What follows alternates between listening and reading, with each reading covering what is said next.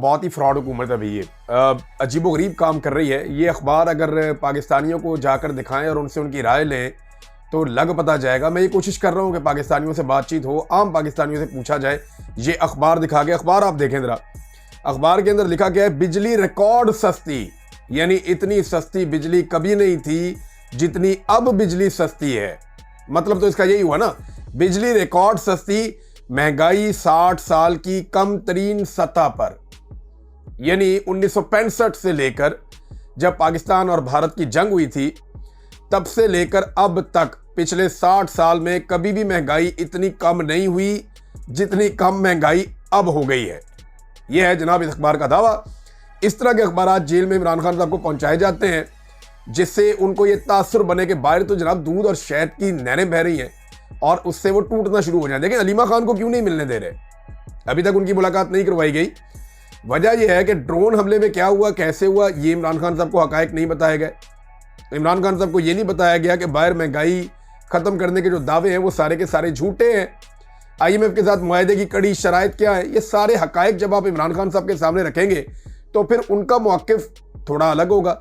लेकिन ये निज़ाम कोशिश ये करता है कि कुछ भी करके इमरान खान साहब तक ऐसी मालूमात पहुँचाएँ जिसमें इमरान खान साहब को लगे कि ये हुकूमत तो बहुत कामयाबियों के झंडे गाड़ रही है और अवाम शायद इस हुकूमत से बड़ी खुश हो रही है। अवाम क्योंकि इस हुकूमत से खुश है, मेरे साथ नहीं है, लिहाजा अब मुझे एक कदम पीछे होना चाहिए या लचक दिखानी चाहिए। ये पॉलिटिकल स्ट्रेटजी है और ये होती है इस तरह की। लेकिन किसी भी सियासतदान को ऐसी चीज़ आज तक फेस नहीं करनी पड़ी। हर सियासतदान को जेल में तमाम इंफॉर्मेशन तक रसाई रहती है, बल्कि वो अपने लोगों से मिलता रहता है। जैसे कि मियां नवाज शरीफ साहब, वो खुद लिस्ट बनाकर देते थे कि ये बंदे आएंगे और ये नहीं आएंगे। यानी बाहर बंदे पहुंच जाते थे, बाहर पहुंचने के बाद लिस्ट अंदर भेजी जाती थी। मियां साहब बताते थे कि इतने बंदे आज के दिन में इंतजार करेंगे, इतने बंदे मेरे से मुलाकात करेंगे। और जरदारी साहब का तो लंगर खाना ही चलता था जेल के अंदर, तो वो थे ही नहीं, वो तो मौजें ही मौजें थी उनकी। तो जरदारी साहब की तो जेल बिल्कुल मुख्तलिफ थी, मियाँ साहब की जेल जो है वो मौजों वाली जेल थी। इमरान खान साहब से मुलाकातें भी नहीं करवाई जाती, उन तक हकायक भी नहीं पहुंचने दिए जाते, क्योंकि नवाज शरीफ और जरदारी साहब जैसे ही जेल में जाते हैं वो एस्टेब्लिशमेंट के साथ डील शुरू कर देते हैं। एस्टेब्लिशमेंट को इस बात का अंदाजा हो जाता है कि कुछ अर्सा अंदर रखते हैं, इनकी तबीयत ठीक हो गई है, इनको बाद में छोड़ देंगे। लेकिन जब आप इमरान खान साहब की बात करते हैं तो इमरान खान ने एस्टेब्लिशमेंट के सामने बिल्कुल सरेंडर नहीं किया। अब ये कितना बड़ा फ्रॉड है, आप पाकिस्तानियों से पूछे ना कि क्या महंगाई जो है वो 60 साल की कम तरीन सतह पे है। इमरान खान के दौर से ही आप मुकाबला नहीं कर सकते। 2022 में इमरान खान साहब चीज़ों की कीमतें जहां छोड़कर गए थे, क्या आज चीज़ें उससे सस्ती हैं या महंगी हैं? आप पेट्रोल की कीमत देख लें, बिजली की कीमत देख लें। आज इन्होंने ये छोटा मोटा रिलीफ दिया है। पेट्रोल पे थोड़े दिन पहले रिलीफ इनको देना था क्योंकि आलमी मंडी में लगातार पेट्रोल की कीमतें कम हो रही हैं। अभी जो ट्रंप इंतज़ामिया ने इकदाम लिए हैं, ये टैरिफ की जो पॉलिसी है उनकी, इसके बाद आलमी मंडी में दोबारा पेट्रोलियम मसनूआत की कीमतें 7% मज़ीद गिर गई हैं। लेकिन ये रिलीफ पाकिस्तानियों को नहीं दिया जाता, बल्कि यहाँ पाकिस्तानियों की जेब में डाका डाला जाता है। करते क्या, देखिए वारदात देखें आप। वो ये करते हैं कि पेट्रोल की कीमतें आलमी मंडी में कम हुई ना, अब इंटरलिंक्ड है, पाकिस्तान में भी कम होनी चाहिए। जब आलमी मंडी में डबल कीमतें थी तो इमरान खान साहब 150 रुपये लीटर पेट्रोल दे रहे थे। अब आलमी मंडी में आधी कीमतें हैं तो शहबाज शरीफ साहब जो है वो 350 रुपये लीटर पेट्रोल दे रहे हैं। तो ये पैसा कहाँ जा रहा है? ये एक्चुअली अवाम की जेब पे डाका डाला जा रहा है और ये पैसा निकाल कर अपने पास जमा करते हैं। अब बिजली की कीमतें कई गुना बढ़ाने के बाद, यानी 225% बिजली की कीमतें इन्होंने बढ़ाई हैं कुछ रिपोर्ट्स के मुताबिक, और कुछ जगहों में बहुत ज़्यादा भी बढ़ी है। अब ये जो बिजली की कीमतें बढ़ी हैं, इसके बाद जो कम की है वो 14% है, यानी बिल्कुल थोड़ी सी कम कर दी। बहुत लंबा चौड़ा डाका डालने के बाद थोड़ी सी बिजली की कीमत कम कर दी, और वो भी कहाँ से कम की? पेट्रोल में आवाम को रिलीफ ना देकर। यानी और इन्होंने अपने मुंह से कहा था कि हम पेट्रोल की कीमतें इसलिए कम नहीं कर रहे कि हम बिजली की कीमतें कम करना चाहते हैं। यहाँ मुजम्मल असलम साहब ने इनको एक्सपोज किया है और ये बड़ी इंटरेस्टिंग इन्फॉर्मेशन है जो मैं आपके साथ अब शेयर करने लगा हूँ। मुजम्मल असलम साहब ये कह रहे हैं कि 10 रुपये फी लीटर के ऊपर जो रिलीफ आवाम को मिलना था उसको रोक दिया गया, और रोक कर लोगों को ये उम्मीद वाली खबर सुनाई गई कि हम जनाब अब पेट्रोल सस्ता कर देंगे। मगर 70% पाकिस्तान जो लाइफलाइन है, जो लाइफलाइन कस्टमर्स हैं, उनको बिजली का कोई रिलीफ नहीं मिला। यानी उनका ये दावा है कि 70% पाकिस्तानियों को बिजली का रिलीफ मिला ही नहीं, और पेट्रोल की जो कीमत कम करनी थी उसका फ़ायदा 100% पाकिस्तानियों को होना था। बाकी चीज़ें भी उसके साथ लिंक्ड होती हैं, वो भी सस्ती हो जाती हैं। लेकिन पेट्रोल सस्ता नहीं किया, बिजली सस्ती करने की खबर सुनाई, और वो फ़ायदा भी सिर्फ 30% लोगों को मिला बकौल मुजम्मल असलम साहब के। और उसमें ये कह रहे हैं कि यानी एक मरतबा फिर गरीब आवाम से अमीरों के लिए कुर्बानी ली गई है। तो नाज़रीन, ये है सूरत हाल फ्रॉड हुकूमत की, कैसे ये खबरें चलवाते हैं। आप अपने घर के किचन को देख लें, आप अपने बजट को देख लें, आप अपने आसपास नज़र दौड़ा लें, क्या आपको ये लगता है?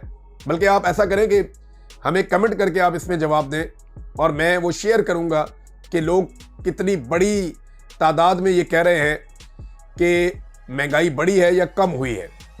क्योंकि यहाँ पे ये दावा कर रहे हैं कि 60 साल में कम तरीन है। तो क्या आपके पास महंगाई जो है पिछले 60 साल में कम तरीन है या उसमें इजाफा हुआ है? नाज़रीन, ये मुजम्मल असलम साहब का दावा था, वो भी मैंने आपके सामने रख दिया। पाकिस्तान का जो मजमूई कर्जा है ना, उसका हुजम इस वक्त बढ़ते बढ़ते इतना बढ़ गया है क्योंकि इस हुकूमत ने आने के बाद कमर कस ली है कि हमने कर्जे पे कर्जा लेना है, कर्जे पे कर्जा लेना है। तो अंदरूनी कर्जे भी ले रहे हैं, बैरूनी कर्जे भी ले रहे हैं। 74,000 अरब रुपए से पाकिस्तान का जो मजमूई कर्जा है वो बढ़ गया है। ये इन्होंने पाकिस्तान के साथ किया है, और इमरान खान साहब तक मालूमात पहुंचाने की कोशिश करते हैं कि जनाब बाहर सब ठीक हो रहा है, लिहाजा इमरान खान साहब कहीं पे कोई कंप्रोमाइज कर लें। जुनेद अकबर साहब ने उस पर एक बात की, उन्होंने कहा जी हमें सुर्ख बत्ती के पीछे लगाने की कोशिश की जा रही है।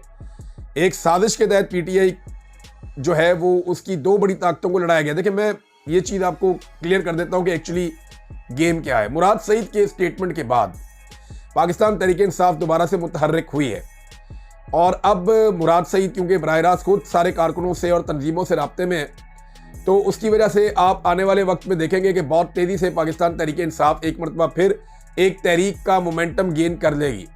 तहरीक का वो मोमेंटम जो कुछ हद तक टूट गया था और कुछ मायूसी थी पाकिस्तान तहरीक इंसाफ में, मुराद सईद के आने के बाद वो मायूसी कुछ हद तक दूर हुई है। और ये प्रोग्राम अगर तेज़ी से होते रहे और रियासती जबर का सामना पाकिस्तान तहरीक इंसाफ के लोग करते रहे, तो मुझे ऐसा दिखाई दे रहा है कि एक मरतबा फिर तहरीक का मोमेंटम बन जाएगा, जो कि इमरान खान साहब जेल से बैठकर चाहते हैं।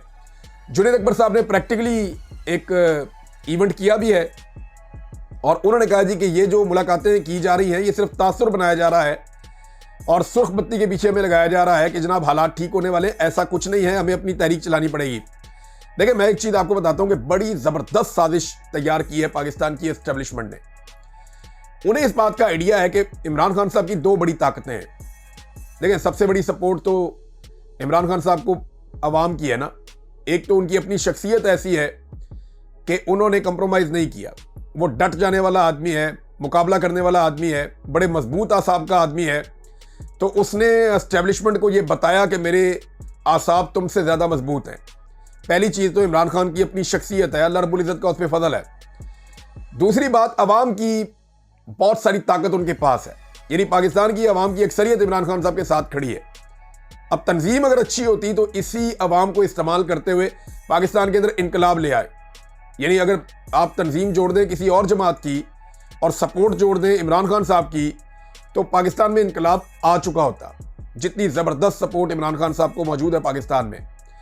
अब जो दो बड़ी ताकतें इस वक्त सपोर्ट करती हैं इमरान खान साहब को और उनको सूट करती हैं, एस्टेब्लिशमेंट ने उनके खिलाफ एक ज़बरदस्त कार्रवाई की है। एक ताकत है इमरान खान साहब के पास सोशल मीडिया की, और दूसरी है ओवरसीज पाकिस्तानियों की। ये बात मैं आपको पहली मरतबा नहीं कह रहा, मैं कई मरतबा आपको बता चुका हूं कि इमरान खान साहब के पास जो दो बड़ी पावर्स हैं उनमें एक सोशल मीडिया है और एक ओवरसीज पाकिस्तानी है। इन दोनों को कंट्रोल करने में मौजूदा जो रिजीम है, मिलिट्री बैक्ड रिजीम, ये नाकाम रहा है। ये कर नहीं पाए इन दोनों को कंट्रोल।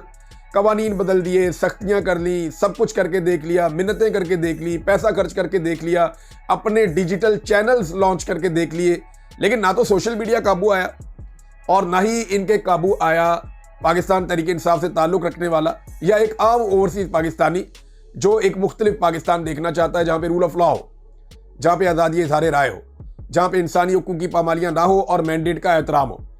अब हुआ यह है कि इन दोनों को आपस में लड़ाने की साजिश की गई है। आप गौर करें ना कि ओवरसीज पाकिस्तानियों ने बेशुमार कुर्बानियां दी हैं। उनको एयरपोर्टों के ऊपर जलील और रुस्वा किया गया, उनके रिश्तेदारों को पाकिस्तान में हरासा किया गया। बेशुमार ओवरसीज पाकिस्तानी मुझे मिलते हैं और वो ये कहते हैं कि सिर्फ चंद पोस्टें लगाने के ऊपर पाकिस्तान में हमारे घर पुलिस पहुंच गई या हमारे घर के ऊपर एजेंसियां पहुंच गई या हमारी फैमिली को वहां पे हरासा किया गया। ये बहुत सारे लोग बताते हैं ओवरसीज, आप कहीं पे भी चले जाएं दुनिया में, वहां ओवरसीज आपको ये बात बताएंगे कि हमारे साथ ज्यादती इसलिए हुई कि हमने इमरान खान साहब के बयानिए को सपोर्ट किया और यहां पे एहतजाज किया। तो एक तो ओवरसीज पाकिस्तानी बड़ी ताकत है, दूसरा सोशल मीडिया, वो उनसे काबू ही नहीं हो रहा।